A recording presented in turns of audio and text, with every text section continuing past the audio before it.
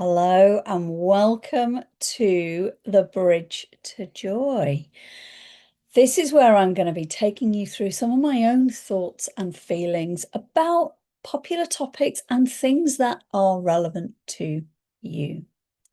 So let's dive in. Today's topic is all about why I don't use AI at all and why it's okay if you do, but is actually not helping you with avoiding burnout. I'm going to be diving into all the reasons and talking you through them and giving you some tips and things that you can do instead if you choose to. Now, with all of these videos in this series, I invite you to consider my thoughts, listen to what I say, hear my arguments, and then apply them to yourself. I am absolutely not asking you to take my words as gospel. I do not want you, absolutely don't want you to take what I'm saying and then go, oh, well, that's what I should think. This is not the time for hero worship or any of that stuff. We're moving away from the age of the guru. I want to inspire you to critically think for yourself. Maybe consider elements and arguments and thoughts that you haven't thought about before, and that's okay. And there is no judgment on that whatsoever. But I am not here to tell you what to do. And I don't want you to just take my words as gospel. Listen to what I say, consider it, run it through your own lens, take what feels right, leave what doesn't. That's the energy of this. So let's dive in. AI. It is such a hot topic right now for so many reasons. And I really want to share my own thoughts on it. There are a number of reasons why I do not use AI. And when I say I don't use AI, I don't just mean I don't write content with it. I mean, I literally have no AI-based accounts. If I'm doing a Google search, I avoid the AI generated, this is what I think the answer is you're looking for bit. And I go through and I'm afraid I go old school and I click onto people's websites and I read them and I make up my own mind. There's something for me about the power of doing our own research. Now, this might just be me and what I've done in the past, but I was trained to do critical thinking. I was trained to consider arguments and options for myself. If you've watched my introductory video where I talk about this series, The Bridge to Joy, and my own origin story, I was trained. I was part of a debating team. I was the old school art of debate for me, and that involves research and doing your own research and deciding your own things, and that's really important to me. And that's what I want to inspire you to do as well. For me, that's such an important thing. Almost as important as using my hands when I speak. It's a real thing for me. This is how I roll. This is what I do. I want to impart that to you. I want to share that with you so that you can make up your own mind. And I find AI, in some cases, it's like it's trying to do our thinking for us. And I don't like that. I had my grandfather, a little bit of story about me. My grandfather, when he retired at 65 or whatever, I don't know actually how old he was, probably 65. After a year or so, he said, I don't want my brain to atrophy. And he went and he signed up and he did a philosophy degree after he retired because he didn't want his brain to atrophy. I come from a family where that is a thing. I think the brain is like a muscle, and the more we use it, the stronger it gets, like your arms or your legs or anything like that. The more you use that muscle, the stronger it is, the more it builds up. And it's the same for your brain. Your brain physically is a muscle. I want to continue using the synapses and neural pathways in my brain for as long as possible. And that means I do not want a machine doing my thinking for me. I don't want the shortcuts. Now, Look, let's be honest, I am of a certain age, and you could argue that actually, am I being a bit of a Neanderthal with this? Well, I'd I'd I'd hear that argument and I'd listen to it, but I'd say actually no. This is my considered opinion, having done the work and experimented and done the research. So, before you jump back at me and go, oh yes, but if you're anti-AI, now I am not anti-AI. I have used it. I have done experiments with it. This is why I've come to the conclusion I have with it. And there are a huge number of reasons, and I am going to share all of those reasons with you. So, the first one, let me talk about my experimentation with it. And I don't just mean me sitting dabbling with a bit of chat GPT or something like that, going, give me a menu plan. I did try that once and I thought the menus were appalling. They were absolutely rubbish. I'm a bit of a foodie and I'm partway through writing my own cookbook, and that's a long way in the pipeline, by the way. But no, didn't work well.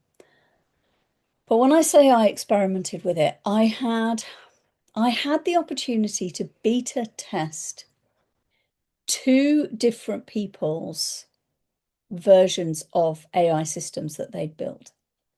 They were two very, very different ones. And I thought, do you know what? I've not used AI. I'm not in the AI world, but I'm going to give it a go. It's not fair of me to say I don't use AI without even trying it. How would I know? So I gave it a go. Now, these were two very, very, very different systems. One was a sort of spiritual advisor type AI thing that they'd created. I don't even know the terminology. Sorry for that. You probably do. Their own AI thing that they built and system built based on their own information, their own modality, the way they work. And I tested that out. And I think it was about 3 weeks, and I had a certain series of things to do with it and then feedback to give and see what I thought. And by the end of those 3 weeks, might have even been a month, I can't remember exactly. It wasn't this year, it was last year, beginning of 2025. And I didn't like it. I remember I put in some stuff about, I gave it a really good go. I thought, right, if I'm going to do it, I'm going to go all in. I'm really going to use it, I'm really going to try it out. And I did. And at first it was like, oh, this is exciting. Oh, look, I can do all these things. And then gradually it just started to feel wrong. And as someone who I run with my spiritual intuition, that's first and foremost in everything I do, with every decision I make, every choice I make, yeah, everything I do in my life is based on my intuition and my inner knowing and my heart-led awareness. That's the core of who I am. That's what I do. It's what I offer people in my business for them to connect with theirs. And for me, it felt wrong. And then for my logical brain, I also found there were factual inaccuracies in some of the information. Now, because this was a spiritual one, I also, I was putting in things like I follow astrology a lot. Again, not an astrologer, but a very enthusiastic amateur. And I keep thinking I'm going to study it more closely because I'm really, really involved. I have a very good friend who's an astrologer, and I keep messaging her with sort of, what about this? And oh, this is exciting. I was like, I probably need to study this. That could happen, not right now, but it's going to happen, I think. But I follow astrology and I follow the energies, the global energies that we work with, because I am an energy worker. Ultimately, I work with energy, and I put an astrological lens over. It's like the map that makes sense of the energies that I feel and work with. I put in this astrological stuff and I started asking questions, and there were fundamental flaws in what they were talking about. Like referencing dates of like really basic stuff. I'm not even talking advanced astrology. I'm talking like the date of the next full moon.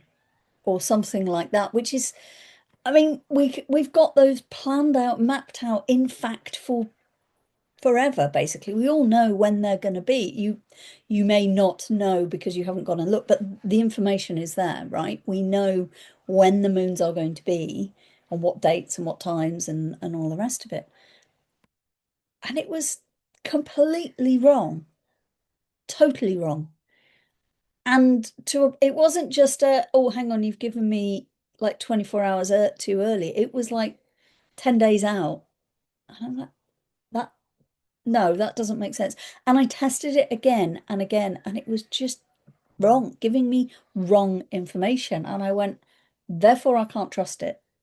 Because if I can't trust it with that, which is something that's really easy to go and find on the internet, if you want to go and have a look, or in an ephemeris or whatever it is, you can, that information's available, right?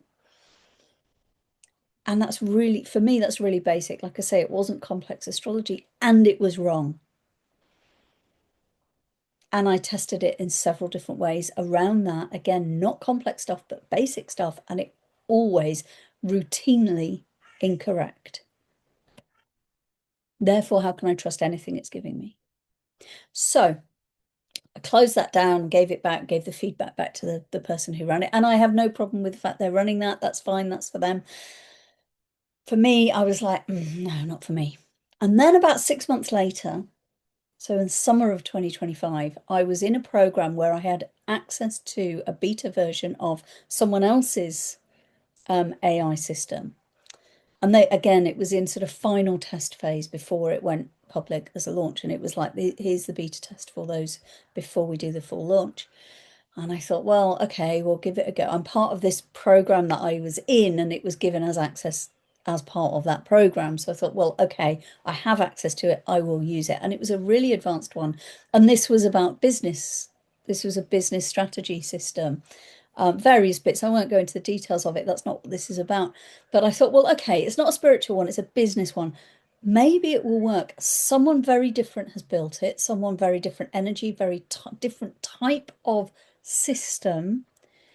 I'll give it a go.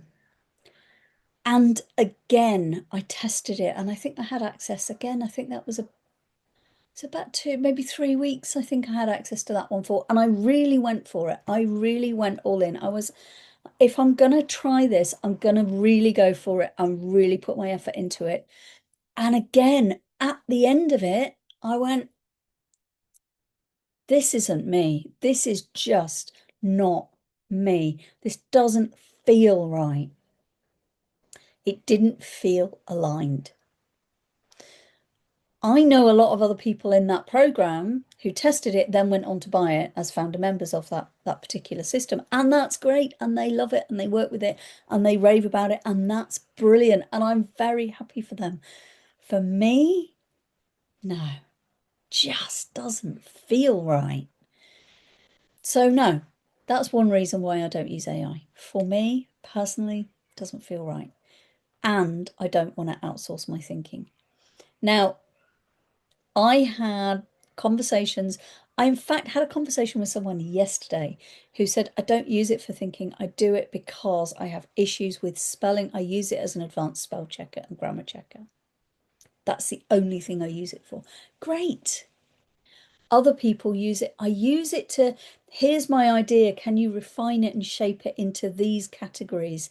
And it does that as a bypass for some of the time that it takes to do those things. And I'm going to talk about that as well.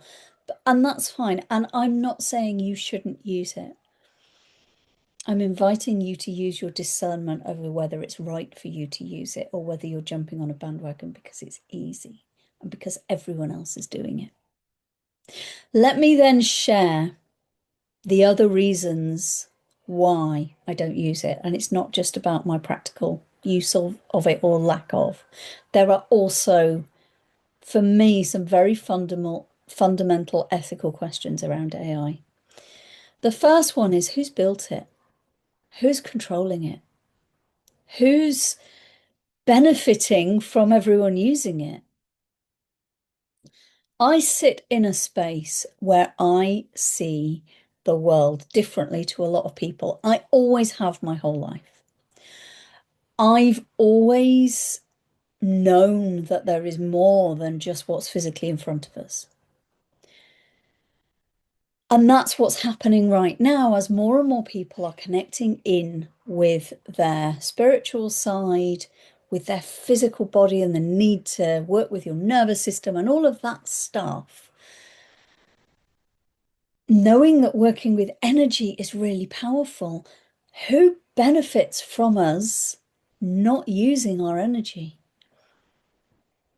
For me, it's the people who are losing power by us disconnecting from it. Look at the state of the world these days. The people, the very, very tiny number of people who control the vast majority of the world's resources. I don't want to be part of that. And the way for me to opt out of that is by not using those systems. Now, I get it. I'm using technology. I am not anti-technology. I think it's great. I wouldn't be talking to you right now if we didn't have technology. I would be walking around my local streets handing out flyers to people and trying to persuade people locally. You would not be watching me on a screen right now, whether it's a phone or a TV or whatever you watch your YouTube videos or wherever you consume these things. You would not be watching me if it wasn't for technology. I think it's great.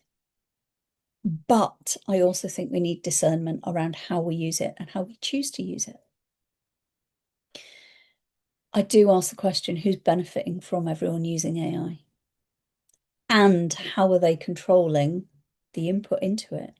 I've seen so much out there, and I need to be careful about what I say and how I say it because the platform will filter things, and I know that.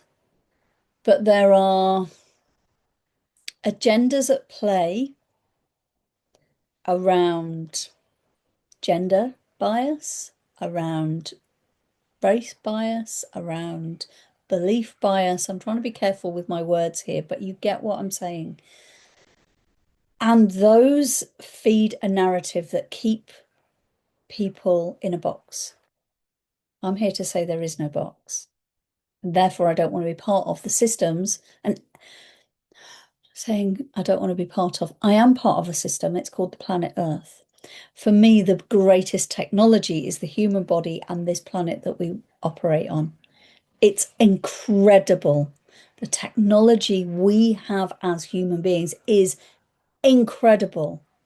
It's mind-blowing. And that's where I think we should be putting our energy into finding out more about this planet, finding out more about us as humans and our place on it, and also our galactic origins as spiritual beings, which we are as well. And all of those are true. And I don't want to fit into someone else's narrative of what they're telling me they should be.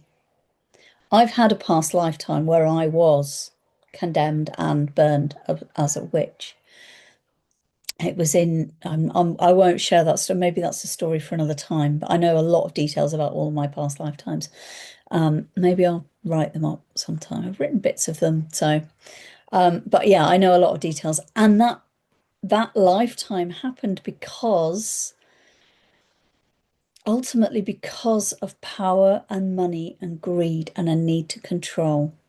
I was a wise woman, a wisdom keeper in a village, keeping to the old ways, and the new people came in, the new money came in and wanted control. And I was a threat because I was teaching other people the old ways. I was a threat. So they took me out. And that's something I've been through, I've lived through, and I've healed the trauma of that many, many, many times over. But I'm here to break the chains of that cycle of control. It's part of what I'm here for. I'm here to activate you in watching this. My voice is an activator. I'm here to activate you in reclaiming your power. And for me, that means not giving it to a system that's been created by the people that want us kept small. In my view, that's AI. Now, there are exceptions. And I know, for example, is it Robert E. Grant? has built his own system that's completely standalone. I'm not part of that. Again, I'm choosing not to. For me personally, it's not aligned, but I hear great things about it, and I know it's built completely separately from the system, if you like. I I'm not getting into all of that. I do think there is a use for technology. I do think there is a use for AI, but the way that it's currently built and used and rolled out to the masses, I believe is not healthy. And I don't want to be part of that.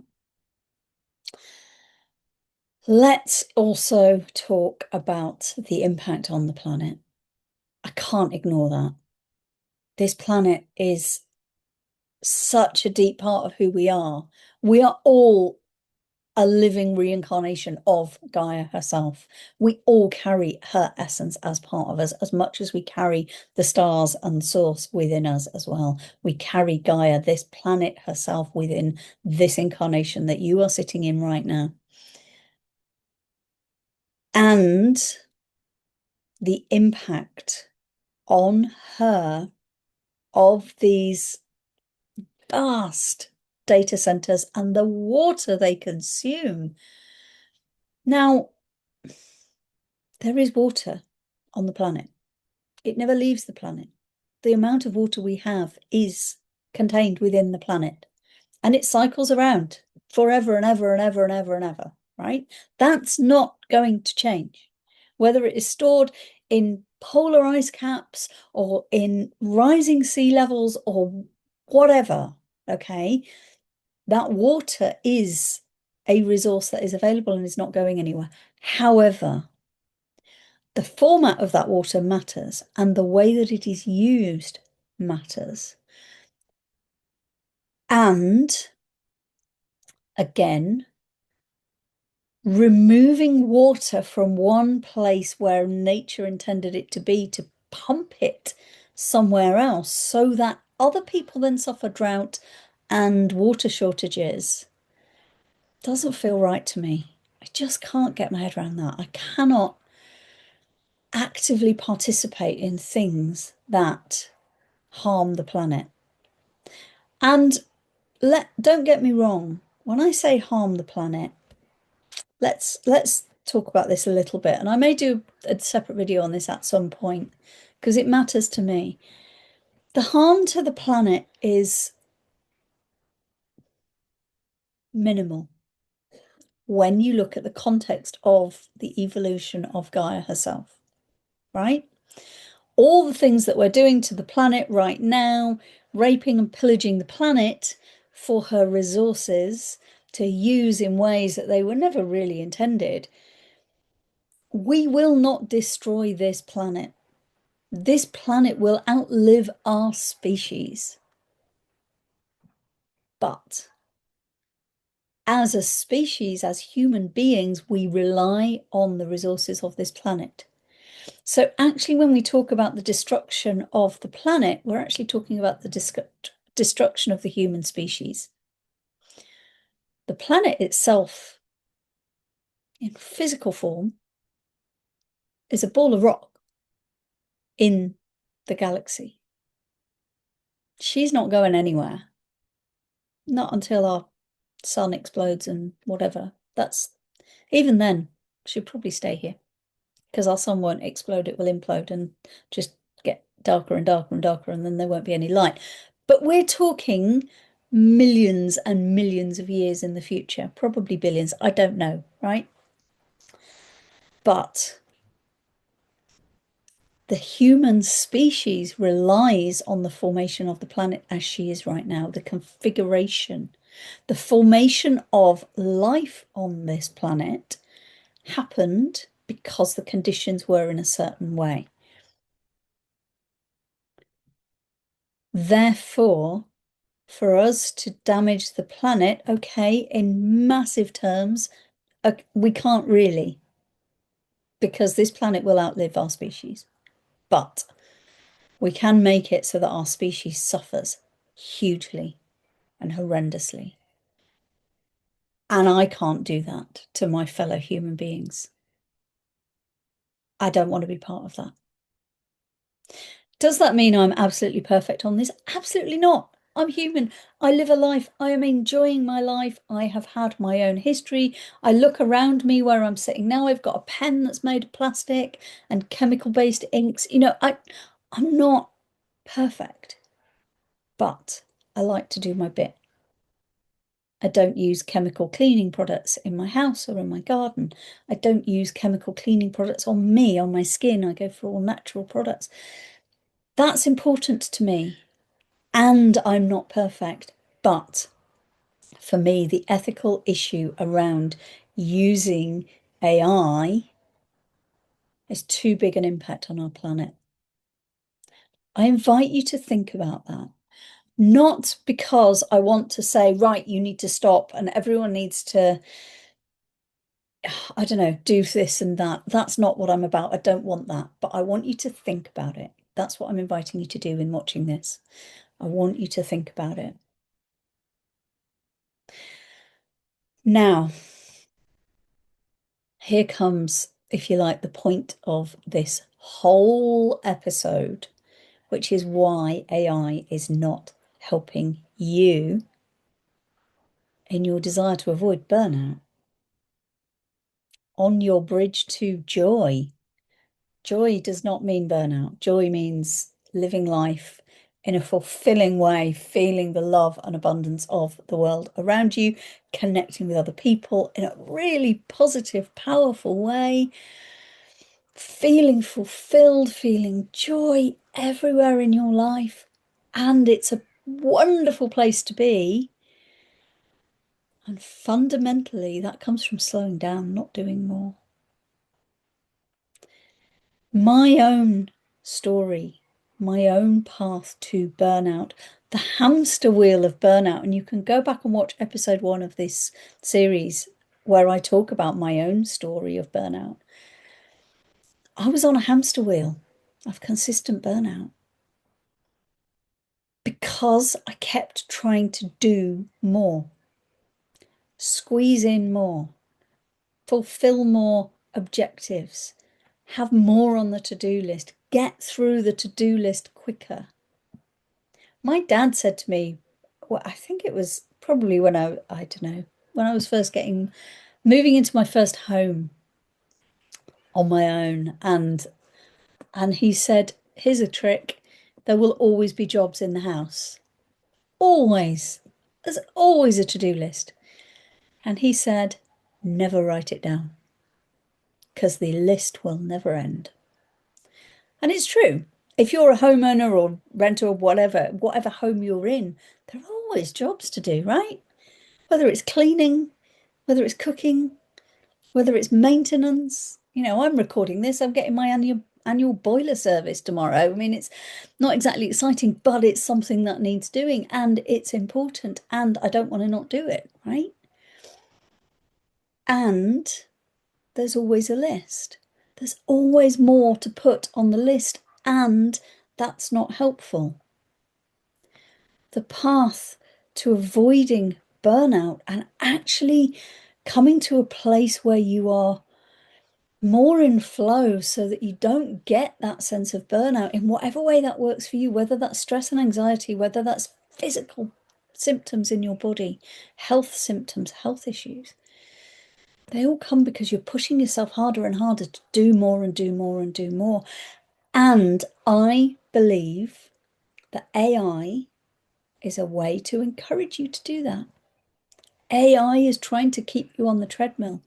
It creates the illusion that you can do more in less time. And I ask, and so what's the cost of that? What's the cost of you doing more? The pathway to joy, the bridge to joy, is in doing less and is in being more. It's in disconnecting from the noise and the busyness and everything. The mind gremlins that keep in and go, oh, I haven't done this. Oh, got to do that, got to do that, and keep you busy. The path to joy lies in knowing the power of pausing, of stopping, of disconnecting. I've got, the light's a bit funny right now, but I've got chili plants up on my windowsill. The first one has, I've got the first flowers came out a couple of days ago. It's going to grow chilies. I love chilies. I love chilies. I cook with chilies a lot. And I can spend 10, 15 minutes just looking at those flowers. They're tiny little things. I'd get them down, but they're sort of hiding underneath the leaf. I'd never be able to show them on the camera, but tiny little things. But they're fascinating. Taking 10, 15 minutes to study the intricate details of those tiny little chili flowers. Amazing. That's the power of stopping. And if you're sitting here watching this and going, yes, but I haven't got time to do that, but unless I use AI, which then speeds things up so that I can then take the time to go and sit and look at a plant for 10 minutes without feeling guilty for it, I say, you're focusing on the wrong thing. Got to be honest. Brutal truth here. You're focusing on the wrong thing. Because that's still, your energy is still focusing on, I've got all these things to do before I can stop. Otherwise, I feel guilty. I feel bad. You put so much pressure on yourself to achieve. And that is a societal thing. Don't get me wrong. Society has conditioned you. It's conditioned all of us. Believe me, I've been through my own process to clear my own out. It's huge, right? Society has conditioned every single one of us through multiple generations that success means doing more. The more you do, the more money you'll make. And I say no, that's completely wrong. It's completely wrong. How many stories do you hear of people who make loads of money and they're really miserable because they're stuck in a job they hate?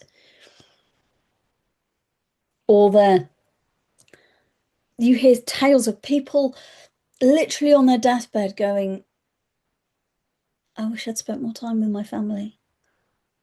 I wish I'd done the things that made me happy. I regret not doing those things. That's the stuff that's important, not what's on your to-do list.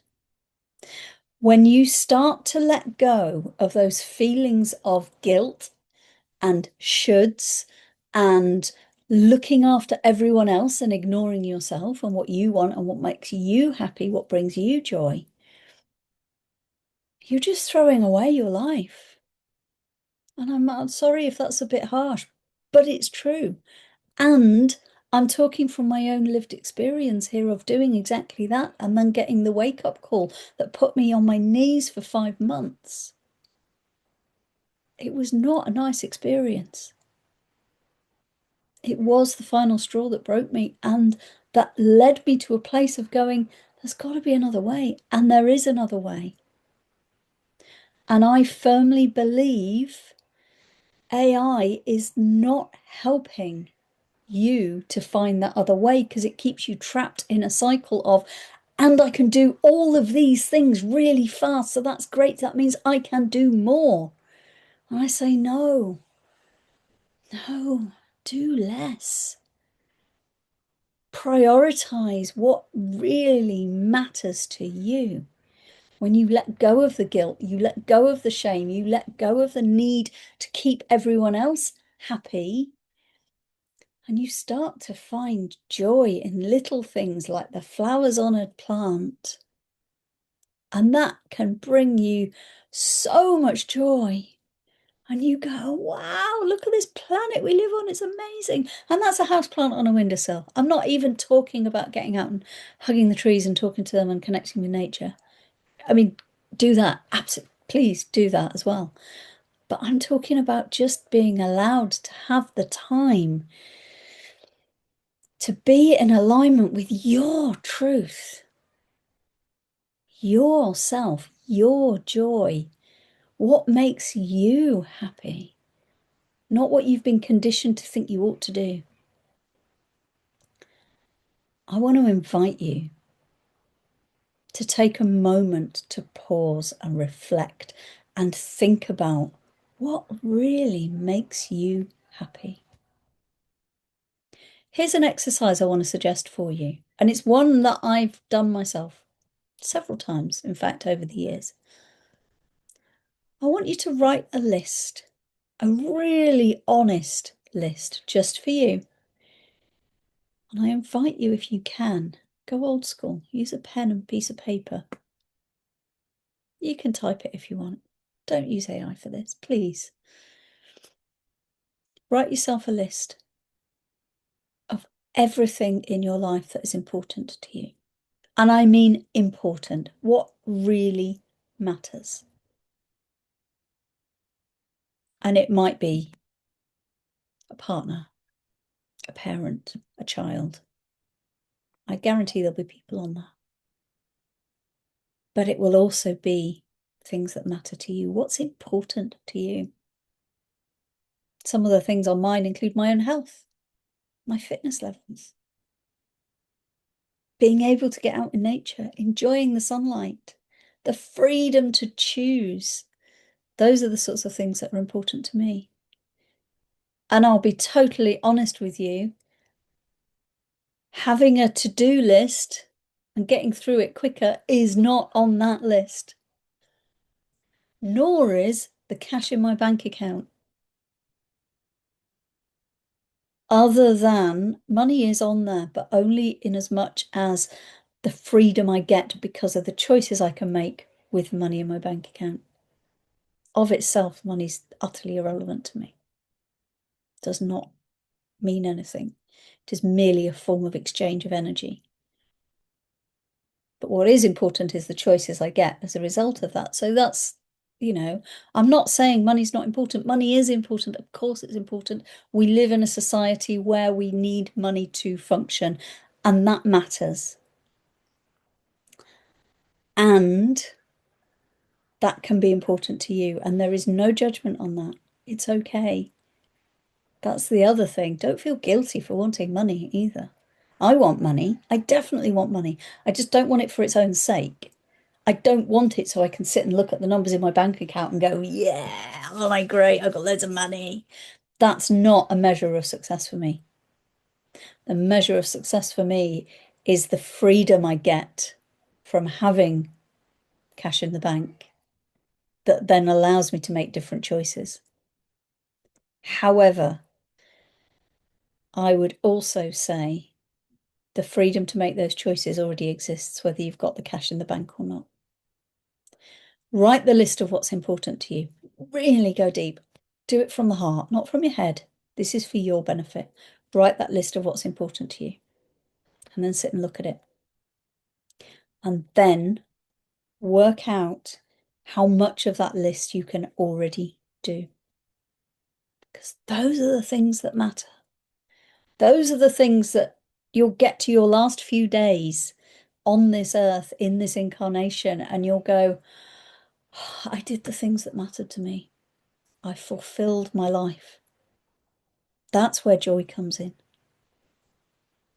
For me, it's going to be, how much time did I get to spend looking at the sunlight and talking with the trees and studying the plants and all of those things? How much of an impact did I make on people? How many people did I influence and make their lives better because of my presence? In whatever way that was, either as a person, for my friends and my family, or in a business capacity. It doesn't matter. For me, it doesn't matter. It's about the impact. How can you bring elements of what's on your list into your life right now? Because I guarantee you, most of the things on that list will not involve money. A couple of them might. That's okay. No judgment. Don't get me wrong. I do like a fancy restaurant. I'm a real foodie. Having the cash to be able to pay for that is a nice thing. And that is on my list because I enjoy the experience. But it's the experience that I want, not for the sake of splashing the cash.